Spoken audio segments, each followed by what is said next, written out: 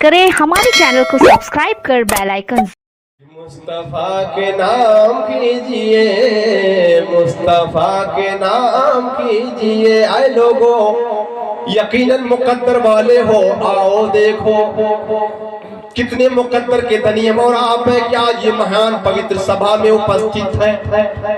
क्या कहता है एक कवि है कि जहां मोरी आका जी के चार चाहो ला,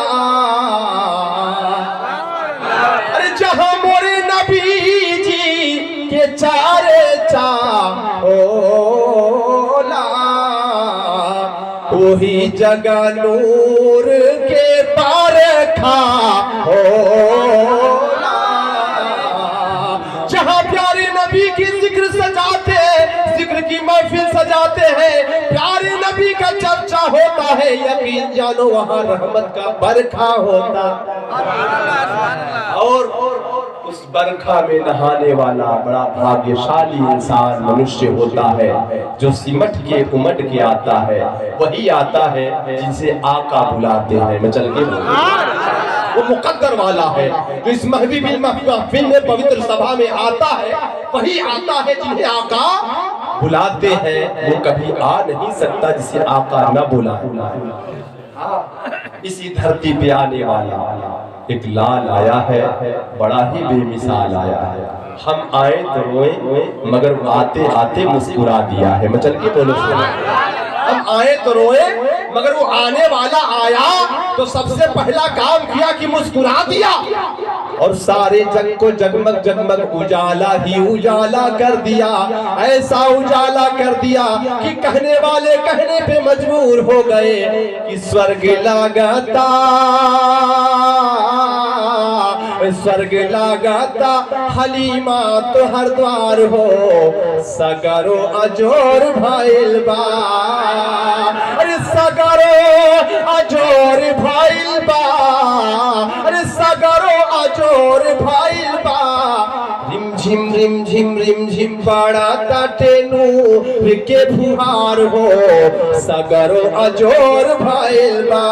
रिम झिम पड़ा ताटेनू के फुहार हो, सगरो अजोर भाईल बा। आका तशरीफ लाए हैं, उजाला हो गया है। अब जरा सा आगे का मंजर देखो, ये भीड़ लागल बाटे, देखा तो हारे आगा नावा हो। पूरा मजमा पीरो मुर्शिद के नाम पे हाथ लगा के बोले या रसूल अल्लाह। भीड़ लागल बाटे देखा, भीड़ लागल बाटे देखा तुम्हारे आगा नावा हो। अरे आमिना के आइल बाड़े जबू से लाला नावा हो, कि भीड़ लागल बाटे देखा तुम्हारे आगा नावा।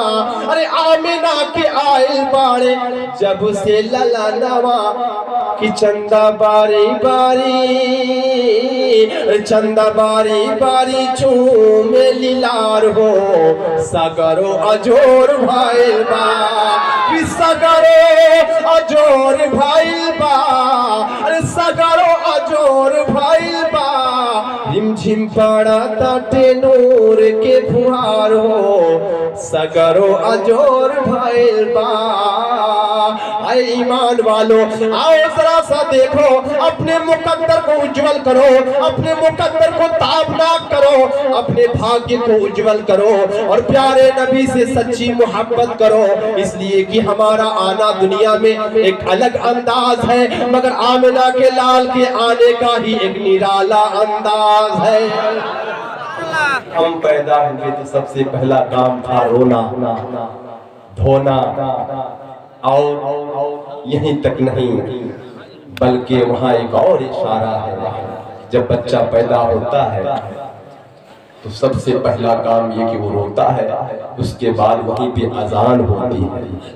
अभी हजरत की तकरीर बड़ी शानदार हुई, यकीनन शानदार और जानदार खिताबत हुई है।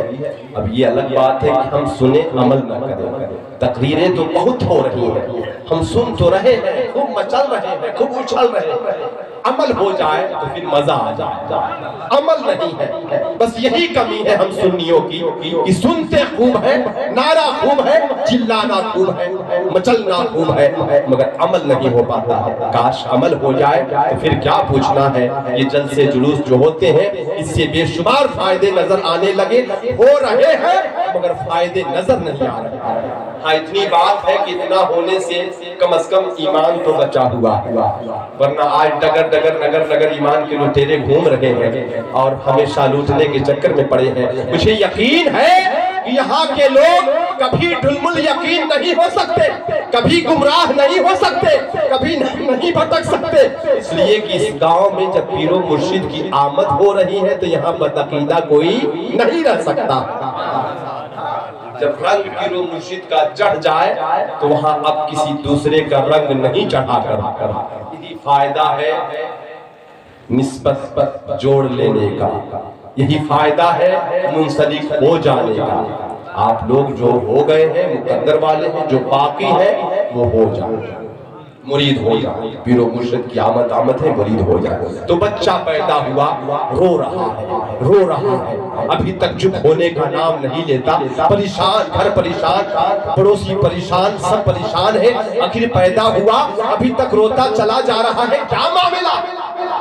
सब लोगों की भीड़ लग गई, दरवाजे पे ठाठे मारता हुआ मजमा है, फला के घर में बेटा पैदा हुआ है, रो रहा है, क्या पता क्या खबर। उसी में डॉक्टर आ रहे, हकीम आ रहे, तबीब आ रहे, अपना इलाज चल रहा है। सबों ने कहा कोई बीमारी नहीं, कोई तकलीफ नहीं, कोई परेशानी नहीं है। क्या बात है, बच्चा रो रहा। इसी में उसी गाँव में एक ज़ईफ़ा बुढ़िया लठिया को टेकती हुई वो भी खबर पाई, चली आई। अरे मैंने सुना है कि फला के घर में बेटा पैदा हुआ है, लगातार रो रहा है, क्या बात है। आई, दरवाजे पे आई, उम्र दराज थी, तजर्बाकार थी, आई दरवाजे पे। सबसे पहले क्या पूछती है, ये बताओ कि डॉक्टर को बुला लाए, तबीब तो आ गए, हकीम तो आ गए, ये बताओ क्या मुअज्जिन भी बुला के लाए हो, अजान हुई है कि नहीं हुई। जब से वो रो रहा है सब परेशान है, मुअज्जिन की तरफ ख्याल ही नहीं है। ऐसे भी हम और आपको नमाज की तरफ ख्याल कहा है, अजान की तरफ ख्याल। अजान हो रही है, बैठे हुए होटल में चाय चुस्की चल रही है, इनकी उनकी शिकायत चल रही है, कब नमाज की फुर्सत है। बाकी कामों के लिए तो फुर्सत हमें और आपको ही है। अब वो ज़ईफ़ा आई, कहने लगी जल्दी से मुअज्जिन को बुलाओ और अजान कहलवा दो। दौड़े दौड़े वो गया, जाके मुअज्जिन साहब को बुला के लाया।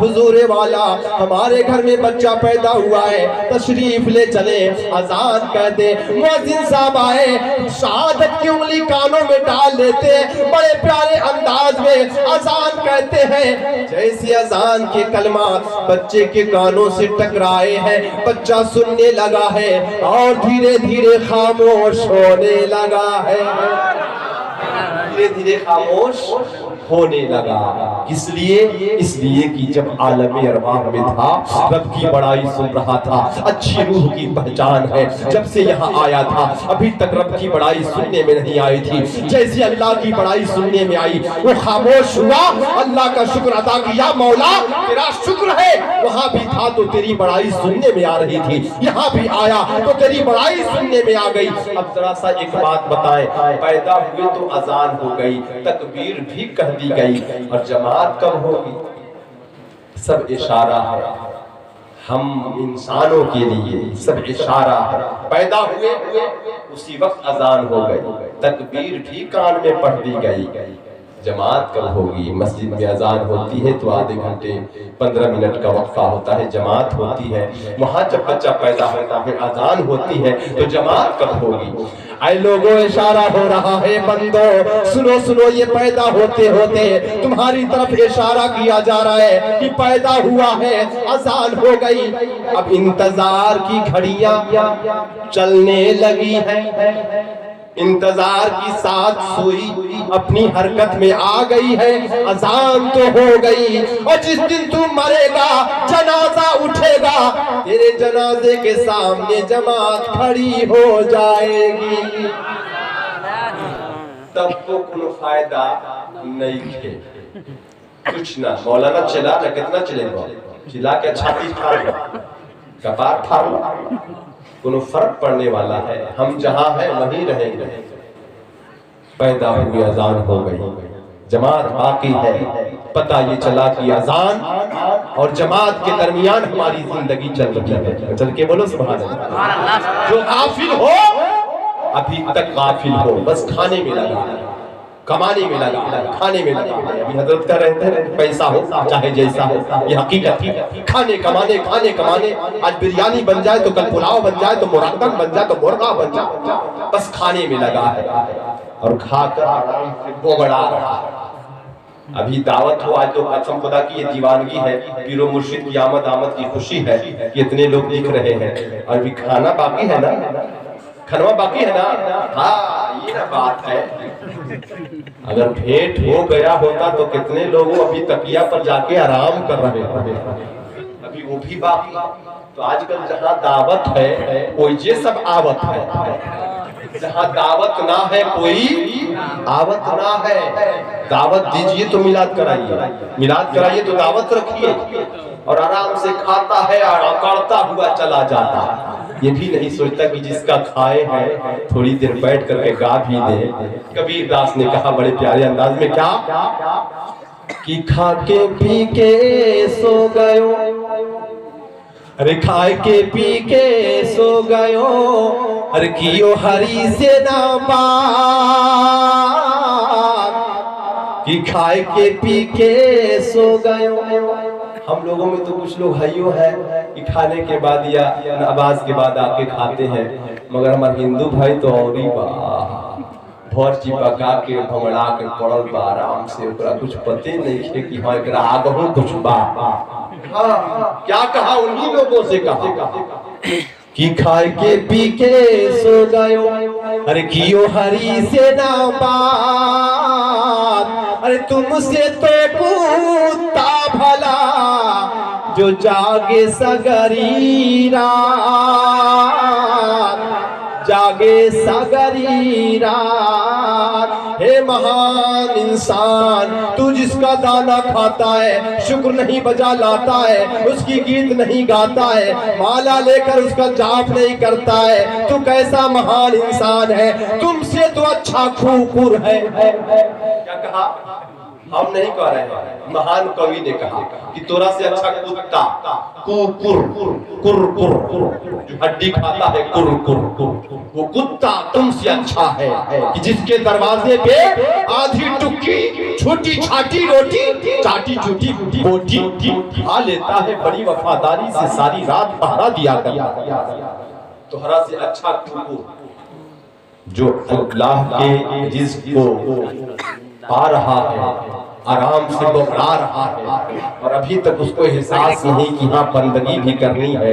ऐ लोगों वमा खलक़तुल जिन्ना वल इंसा इल्ला लियअबुदून। अल्लाह साफ लफ्ज़ों में इरशाद फरमाता है कि हमने इंसान और जिन्नात को सिर्फ और सिर्फ बंदगी के लिए पैदा किया, न कि गंदगी के लिए पैदा किया। यहाँ मामला है कि हमारा ज़हनो फिक्रो ख्याल सब गंदा हो गया, हम कैसे अल्लाह के बंदे हो गए। देखो उसने कहा महान कवि ने कि तुमसे अच्छा कुत्ता है कि जिसके दरवाजे पर दाना खाता है, सारी रात वो पहरा दिया करता है, मगर वो सारी रात तो पहरा देता है मगर भोरवे में टांग पसार के सो जाता है। सबके नींद को खराब करेगा, इस गली में उस गली में भो भो भो भो करेगा, कोई उधर से चिल्लाएगा कोई उधर से मारेगा और भोर में वो सो जाता है। अब वहां से भी एक सबक मिल रहा है हम सबों को। आज मोबाइल का जमाना है, मोबाइल का जमाना है, ये बहुत बड़ी बीमारी हो गई है कि मोबाइल लेने के बाद हमारा उसमें फजूलियात किस्म के लोगियात किस्म के चक्कर में पड़े हुए न जाने कितनी रात तक हम बेदार रहते हैं और जब वक्त फजर होता है करीब होता है तो आराम से सो जाते हैं। माँ आके जगाती है बेटा उठ जाओ, सुबह हो गई, मगर बेटा है उठने को तैयार नहीं है। लोगों आओ देखो, हजरत मौला अली शेर खुदा से पूछा गया कि हुजूर कैसे समझ में आए कि मेरे घर में बरकत हो रही है। मैं चल के बोलो सुभान अल्लाह। ये हुजूर और कैसे अल्लाह की रहमत हासिल होती है, जरा सा आप इस बात को समझा दें। मौला अली शेर खुदा फरमाते हैं कि जानते हो बकरी कभी पाले हो, बकरी को देखे हो? कहाँ हुजूर बकरी देखे हैं, बकरी पाले भी है। तो आप फरमाते हैं कि देखो जब बकरी को पालते हो, उसको खिला पिला करके जब खूंटे पे बांध देते हो तो अपने टाइम से बकरी अपने शाने पे सब रखती है, आराम से सो जाया करती है, आराम से वो सो जाती है। चाहे बकरी हो चाहे गाय भैंस हो, आराम से टाइम से वो सो जाते हैं। अब देखिए जरा सा, बकरी को रोजाना बाजार में बकरी के बच्चे को किस कदर लोग जिबा कर रहे हैं, हलाल कर रहे हैं, लोग गोश्त ला रहे हैं, खा रहे हैं। बताओ लोगों, हर बाजार को देखो, हर गांव इलाके को देखो, एक दिन में न जाने कितनी तादाद में बकरियां कट रही है, मगर कभी कमी नहीं आई। और बच्चा कितनी देती है? 2, बहुत ज्यादा होगा तो 3। मगर कुत्ता कितना बच्चा देता है? 5, 7, 8, 10, 12। कुत्ते को कोई खाता है? कोई खाता है बताइए? कोई नहीं। मगर कुत्ते को आप इतनी तादाद में नहीं देखेंगे, इतनी बकरियां खाई जा रही हैं, उसके बावजूद भी रेवड़ के रेवड़, झुंड के झुंड, भीड़ के भीड़, ट्रक के ट्रक पटना जा रहा है, इधर खाया भी जा रहा है, ट्रक के ट्रक लाद के बकरियां जा रही है, खस्सी जा रहे हैं। मौला अली शेर खुदा फरमाते हैं कि सुनो, बकरियां टाइम से खा पी करके सो जाती हैं, और जब वक्त आता है अल्लाह की रहमत बटने का वक्त आता है, जब फरिश्ते रहमत लेके आते हैं, दरवाजे घूमने लगते हैं। ए ईमान वालों, अब भी वक्त है, सुधर जाओ, अब भी वक्त है, अपने आप को बदल डालो, अपने कल्चर को बदलो, अपने किरदार को बदलो, अपने आप को बदलने की कोशिश करो। यकीन जानो, जब अल्लाह की रहमत के फरिश्ते रहमत लेके आते हैं, हर दरवाजे से गुजरते हैं। यहाँ मामला है कि मोबाइल देख के सोया है 2 बजे रात में, वो कैसे बेदार हो सकता है? आओ देखो, जब अल्लाह की रहमत बटने का वक्त आता है, उस टाइम में कुत्ता सो जाता है और बकरी बेदार रहती है, अल्लाह की रहमत हासिल कर लेती है।